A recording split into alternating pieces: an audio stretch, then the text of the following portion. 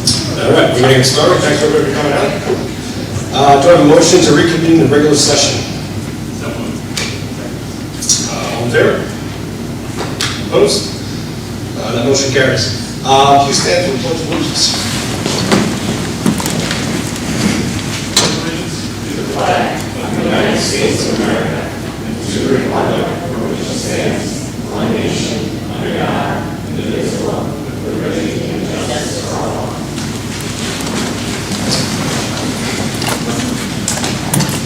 All right, we have an update from the last meeting. I would like to indicate on record that at the end of the November 19th meeting, the board did go into an executive session, but neglected to state the reason why. So I would like to, on the record, reflect that the board entered into executive session in accordance with Opens Meeting Law 105D to discuss proposed litigation. And with that said, I'm going to hand over to Dean for the superintendent's report. Thank you very much. So good evening, welcome to the December meeting of the East Moriches Board of Education. Last year, we restored a tradition of honoring our colleagues who have dedicated 25 years of service to the East Moriches families. This evening, we honor an extraordinary group of colleagues who have reached that milestone and dedicated 25 years of service to the East Moriches Union Free School District, our students, and the families of the community. Their work has shaped lives, strengthened our schools, and left a lasting legacy that deserves to be celebrated. The one constant among each of the individuals we are recognizing tonight is their dedication. Dedication to East Moriches, to our schools, to our community, and most importantly, to our students. Each of our honorees represents a deep and meaningful connection to the community. Whether they grew up here, live here, raising their family here, or are a familiar face at school and community events, you are part of what makes the district feel like home. You have built relationships, supported generations of students, and helped create a sense of belonging that defines our school community. For that, we thank you, and tonight we honor you. As I call your name, please come forward to my right, your left.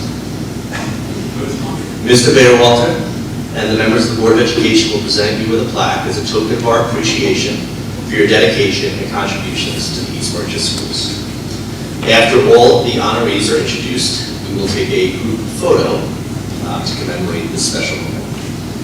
Thank you again for all you've done, and congratulations to each of you on this well-deserved recognition.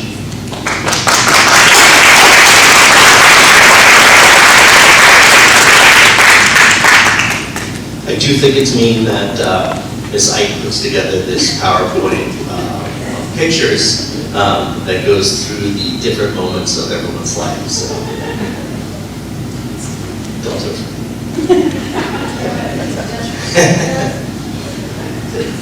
First up, Lori DeMette.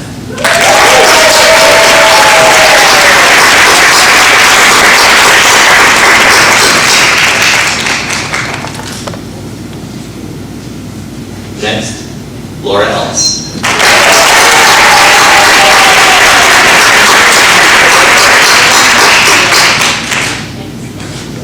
Linda Schultz.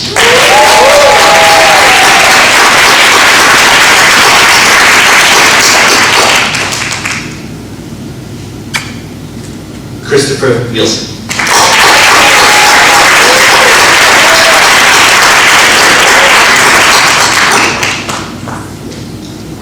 Jennifer Chernis.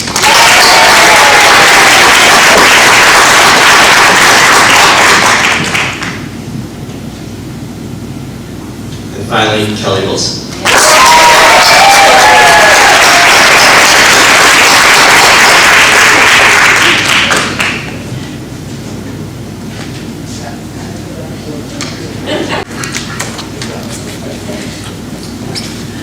All right, next, we're very excited about this, came to our attention. The Stereotech Platinum Food Safety Award is an internal recognition used by companies such as Aramark to honor locations that achieve a perfect score of 0 food safety violations during a third-party audit conducted by Stereotech.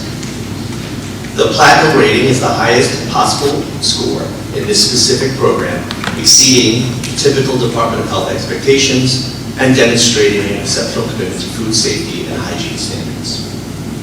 The scoring system follows a count up from zero method, meaning points are added for each violation cited, therefore a score of 0 represents flawless performance.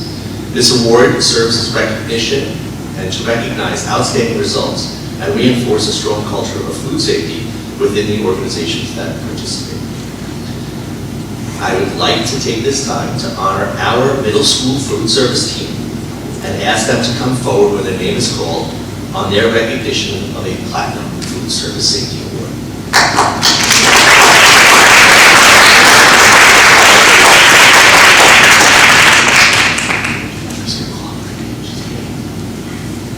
Renee, I was going to call you up. Oh, not me. Okay. Oh, you are?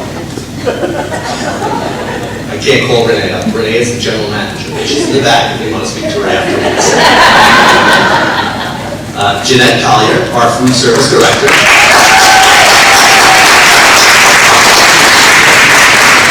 Susan Lennon, one of our food service workers.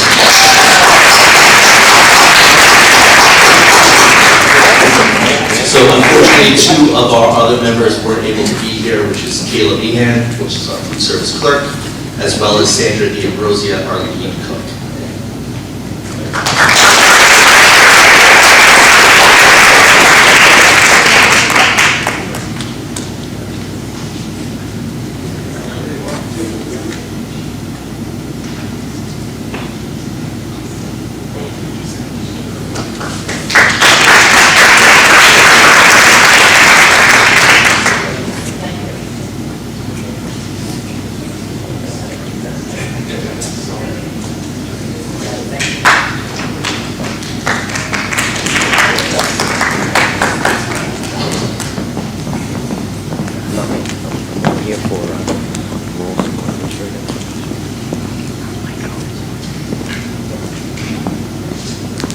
So we have one other recognition for this evening, and it is a 10-year recognition. So I'd like to introduce Mr. Schneider to come up to the podium.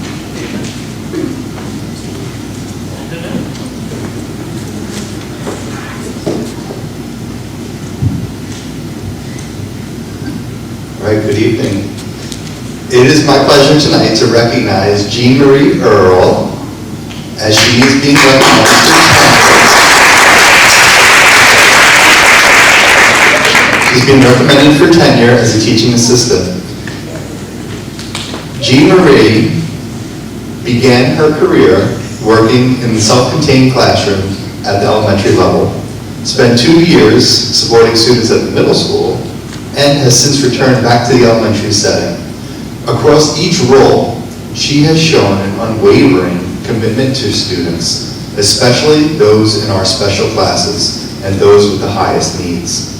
She brings compassion, patience, and dedication to her work each day and is a true team player, consistently demonstrating perseverance, collaboration, and a strong sense of responsibility. She works right now with Mr. Moriches, who has shared that she's an absolute joy to have part of his team. Please join me in congratulating Jean Marie Earl.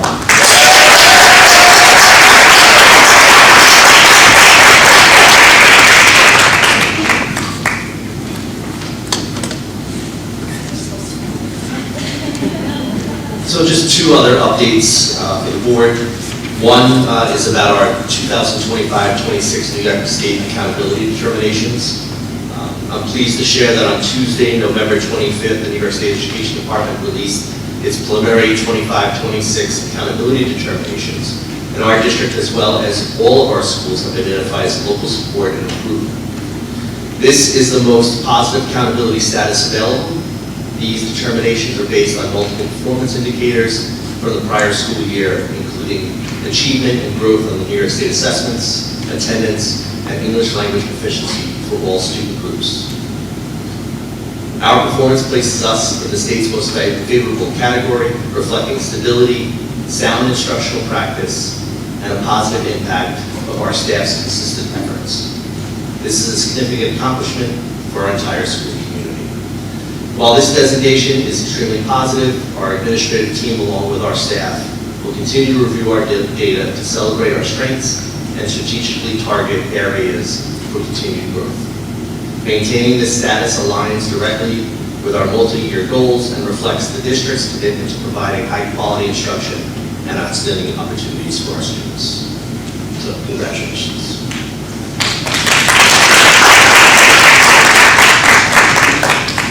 And finally, just a reminder that the Longwood 22nd Annual Regional Legislative Breakfast is on February 7th from 8:30 to 12:30 at Longwood Middle School. This event serves as a foundation for the partnership between our elected officials and school representatives to engage in meaningful discussions on how we can continue to support our public schools. Please RSVP to Jackie before January 5th.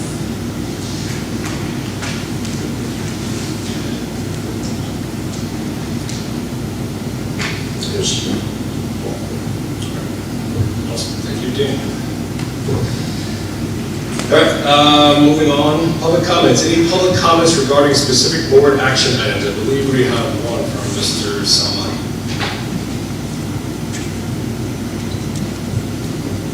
Good evening, everyone. Congratulations to all the recipients. My comment for board action is for consent agenda item 6, adoption of the November meeting minutes. Following vote for agenda item 6 on December 17, 2025 is being recorded, and this record will be provided to evidence for the committee of the government, as well as the education department and judiciary. First, the minutes do not comply with our district's policy 2508, which requires documenting the late arrival of any board member, officer, or administrator. The middle school principal's late arrival is missing from the public record. While this is likely a clerical error, the far more serious issue is the board's abrupt and deliberate alteration of how public comments are documented. The proposed minutes no longer identify public speakers by name, nor do they include even a minimal summary of the remarks they made. Instead, the record states only that a member of the public addressed the board. This is clearly not a permissible format under the law.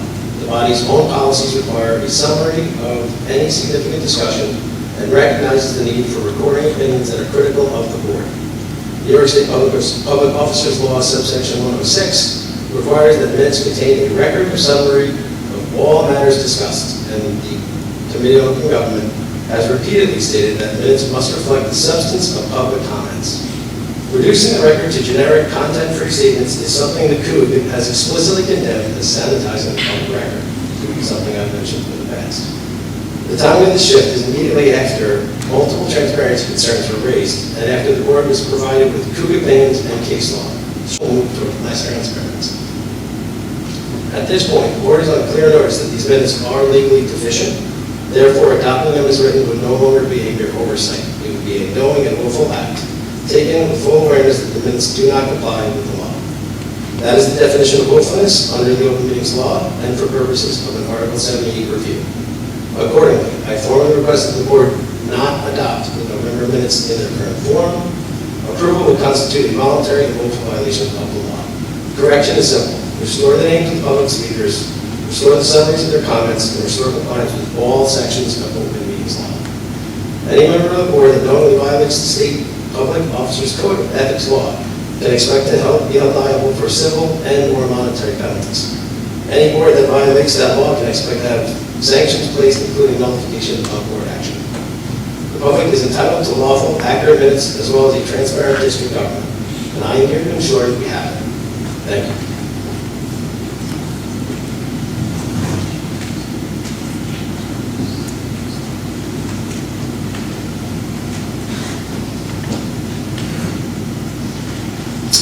Mr. Salmon, currently, based on legal guidance, we're moving forward with the minutes that we have. Thank you for your comment. Consent agenda 6 minutes. Can I have a motion to the recommendation of the superintendent of schools, the Board of Education, approve consent agenda 6 minutes, item 6.1? Any discussion? All in favor? Opposed? That motion carries. Consent agenda 7, financial items. Can I have a motion at the recommendation of the superintendent of schools, the Board of Education approve consent agenda 7, financial items 7.1 through 7.4? Any discussion on that? All in favor? Aye. Opposed? That motion carries. Statement of annual financing and operating information. Can I get a motion at the recommendation of the superintendent of schools, the Board of Education approve the statement of annual financial and operating information for the fiscal year ending June 30th, 2025? Any discussion? All in favor? Opposed? That motion carries. Personnel items, 8.1. Do I have a motion at the recommendation of the superintendent of schools, the Board of Education approve consent agenda 8, personnel item 8.1? Any discussion? All in favor? Opposed? That motion carries. So now, it is official. We need to go.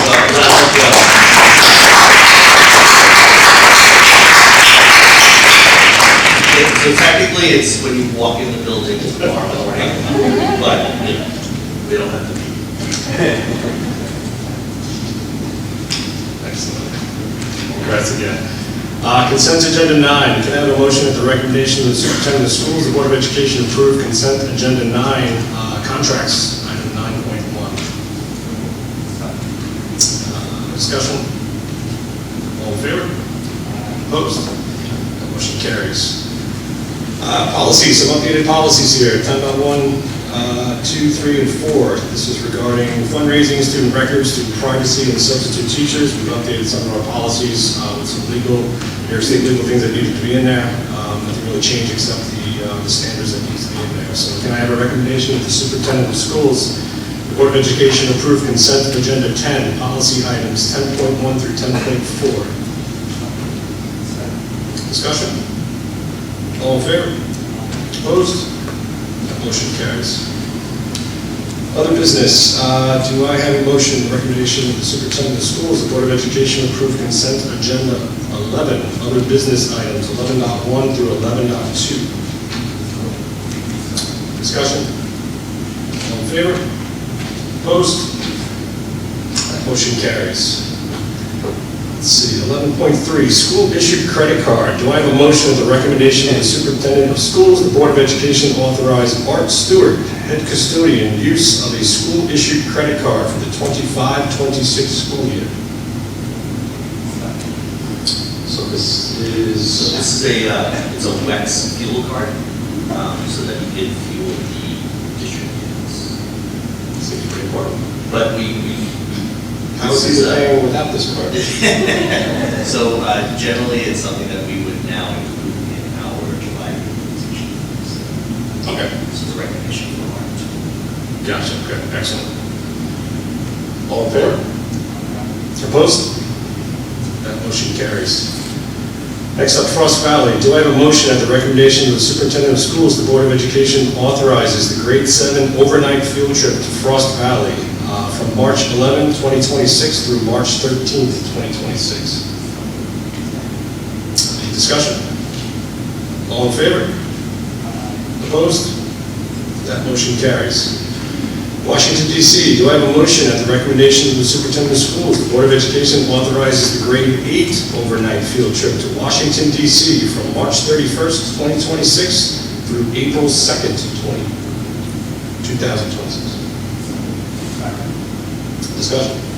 I just think the staff and administration are terrific. They put so much work into these field trips, and, you know, from elementary school all the way to 8th grade, these are capstone events for each grade, and absolutely thrilled.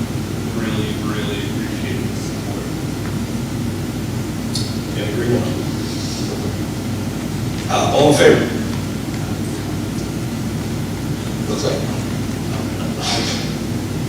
Opposed? That motion carries. We have a general construction award. Can I get a motion at the recommendation of the superintendent of schools, the Board of Education resolve to award contract number 1 of the 2026 2025-2026 capital improvement programs.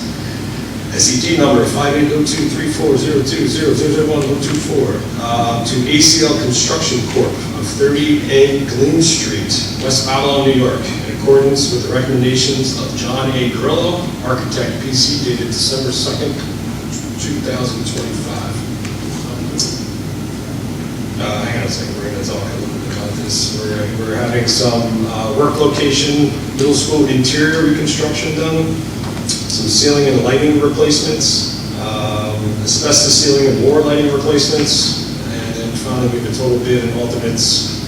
Any more discussion on that one? So just a quick update, this is the second part of our 2025 capital project that we voted and approved. First part was our elementary boiler replacement, which has been completed. And this, we hope to start over some of the breaks to upgrade some of the lighting in our hallways and classrooms and instructional spaces, as well as ceiling tiles in the interior room. The interior reconstruction is we're renovating 7 and 8 grade bathrooms and the student bathrooms. So these are over the breaks and weekend nights, or is it just something like that? Yeah, over the breaks, and then the summer will be most of the staff will be relocated from this location to the elementary school. So pretty much all this by the end of this. Yes, it should. Great. All in favor? Opposed? That motion carries. All right, that brings us to our public comment section. We have a couple cards here. First up, we have Ms. Couture. Welcome. So I just want to reference an email that I sent following a recent board meeting. I asked how East Moriches currently involves parents, staff, and community members in district decision-making. And I didn't receive a response, but I just believe the question is really important to raise publicly because it reflects the concerns that we've heard repeatedly at recent meetings. Over the past several months, topics such as the middle school field trips, the Board of Education procedures, homework expectations, and technology practices have generated significant frustration. In some cases, parents have even resorted to publicly posted petitions to get the district's attention on decision-making, which obviously does not look good for our district in general. These concerns are further amplified when meetings are not recorded and when meeting minutes provide limited detail, which make it difficult for families who cannot attend the meetings to fully understand the rationale behind the district decisions. When conversations occur only after decisions are made, emotions understandably run high and the district is placed in a reactive position. One challenge in small districts like ours is where many staff and administrators live within the community. The natural assumption is that the proximity and the residences provides a comprehensive understanding of how the community feels about certain issues. In reality, informal conversations, personal experiences, while they are valuable, do not capture the full range of perspectives across the district. Without structured outreach, it's easy to unintentionally miss the voices that are quieter, less visible, or less comfortable speaking at the microphone. In my professional experience facilitating community forums and focus groups for school districts, proactively engaging stakeholders leads to much more informed decisions, greater trust, and far less conflict, both publicly and behind the scenes. When families and staff are invited to share input early, districts gain clarity and avoid the need to revisit or reverse decisions later, thereby wasting a lot of time. As a concrete next step, I respectfully encourage the board and superintendent to administer a district-wide parent and school staff survey focused on how our stakeholders experience their involvement in our students' education and in district decision-making. Collecting and sharing this data along with any of the planned next step would demonstrate a meaningful commitment to transparency, collaboration, and the partnerships with the community. Thank you. Thank you, Ms. Couture.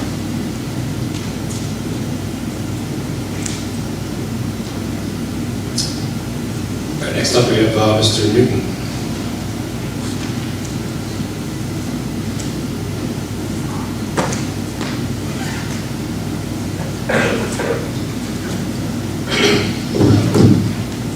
Alright, I'm here to enforce the board's concerns I have around busing in New York District. And starting with the first day of school, we're on Route 1, and we were assigned to do a new driver to the point where he was with our stop, and resulted in us having to bring the kids to school and seek alternate transportation. Right? During dismissal, the bus driver met our children, a couple neighborhood children, at a stop that was running 2 before ours, and had we not stopped the bus driver, we would have not known that our children were let off, and they were forced to walk a considerable distance, thus giving them some relative anxiety on their first day of school. Now, I'd like to say that that was an isolated incident on the route, but it seems to be even worse with our elementary school route. We've had substitute drivers considerably. I don't know if that's the same across all routes, but when we've had substitute bus drivers, they tend to drive rather rapidly through the neighborhood. They don't know exactly where they're going. They're stopping short there, and we feel that that's rather unsafe for the children. And, you know, we often have to leave and stop them down. Just last week, we had a substitute bus driver on Friday, and we were out there for probably 40 minutes waiting for the bus. We had no idea what was going on until we called and made a call to the bus company that said they plain out forgot to dispatch us to our area, right? Which, you know, once again, places not to burden on parents who have, you know, work commitments to seek alternate transportation for children. So, when I look at this, the bus is the first point of duty, care for students takes place. School is doing a disservice to the students by not holding the bus company to much better standards. And with having inconsistencies on the bus, right, it creates a green ground for malfeasance and other bad activities, as well as creating undue anxiety on the children. So I hope that, you know, the board and the district will be able to hold Montauk and us more accountable and keep better standards in the transportation. So thank you guys for taking a look at undue anxiety on the children. So I hope that, you know, the board and the district will be able to hold Montauk and us more accountable and keep better standards in the transportation. So thank you guys for taking a look at this before the resolution feedback. We'll move on, and because we're receiving the most, but I can't speak for the other ones. No, I think that's built on that here. Yes. Thank you. Thank you. Thanks for doing it. Yes, busing has been an issue. I know Mr. Milligan's been in contact with them, our administrators over here, myself. I have bus users a lot. It's Montauk Bus, and we are on top of it. As you know, we are in conversation with them. I wouldn't say daily, but probably more than you think. So it's something we're looking at. And you know, it's one of those things that, like, you have a contract with somebody, there should be SLAs in a contract, so they're open down. Yep. So. Thank you, Mr. Last one we have here is Mr. Somebody.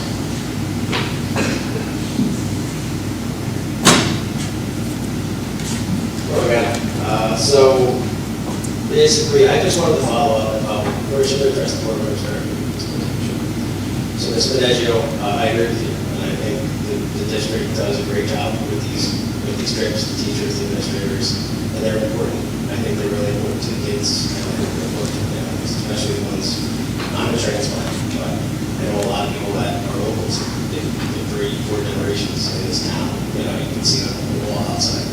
So I think it came to shock for us to see that the decision was sort of taken away from us, where we were, you know, I was here in August of this year when it was announced that these trips were going to be canceled.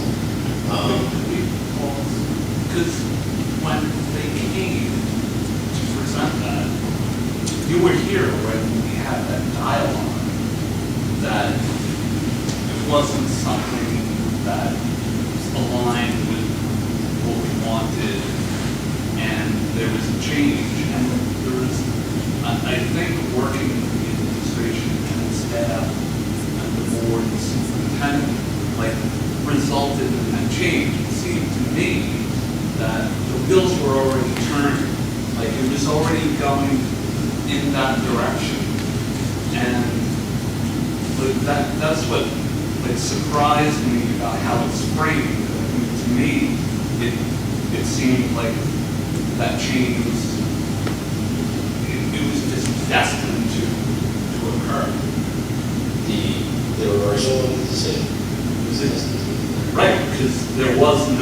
decision, it was a recommendation. Yeah. Right, and to me, like, that's the spirit of, like, what so many people are asking for, like, open discussions. So we had a presentation, they did a great job, you know, they gave us the positives and the negatives, and we listened and we considered, and then there was a resulting decision and action. So, I mean, that to me is very, very aligned with what so many in the community want. I agree.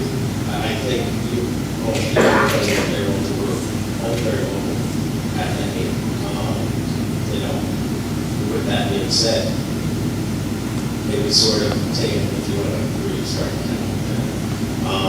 you know, it was sort of taken in the sense of, all right, well, this is sort of the way it is. You know, a month later, I followed up when that petition started, and within a day, we had over your signatures, right? And then they followed, they got it back. So I don't know, I would call it inevitable. If anything, it's reactionary. But really, my concern is going forward. So it was put on pause. The official correspondence with the superintendent was that we were going to take a pause and revisit next year. And I guess my concern is, you know, the public has spoken, right? We've made it pretty clear that we care about these trips, and you have made it pretty clear that you care about them as well. So I don't know if we're revisiting, if it's like, you know, factors that came into play, lack of participation or rising costs. We didn't see any data supporting any of that. So we don't really know where that's really coming from. The safety concerns, I mean, there's always going to be safety concerns, and I understand that. But, you know, this trip's been successfully run for decades, right? So it doesn't seem, especially with the 250th anniversary of the country, to cancel that DC trip is, to me, it's just a shame. So my hope is that the board can exercise their powers, especially the president, to assemble a committee and have members of the public on that committee, community members, parents, teachers, administrators, that we can come to some kind of consensus where these are trips we value, and maybe we need to alter them somehow. I understand, I appreciate that the committee worked hard. I'm not saying they did. I just think that they came to the wrong conclusion, which was let's say they get the bad one rather than these trips matter. We need to adjust them or pivot somewhat, which is fine. I'm open to that, but the trips are important, like you said. So, Mr. Salachi, there was a process, right? And data was shared with the Board of Education, and data was shared with myself, and we evaluated that data. The committee made a recommendation to the board. The board heard that recommendation, and the board voiced their perspective and opinion, and the decision was changed. As far as being on pause, we are constantly in a cycle of evaluation. We do this yearly with our curriculum. We do it with our program offerings. We do it with our clubs. We do it with our interscholastic athletics. Like everything is constantly under evaluation. So, yes, we took a pause this year. The board made it clear how they felt about the trip. But it doesn't mean that we won't still continue to make sure that we're looking for the best opportunities for the kids. And I appreciate that. And I think that's the key, right? It is a great opportunity for the kids. But it's a totally parent-funded trip. So to rise the cost, they should let the parents decide whether or not to not the district or the district doesn't fund it. But I do think that the community input is valuable. I think they're going to be part of it. So thank you.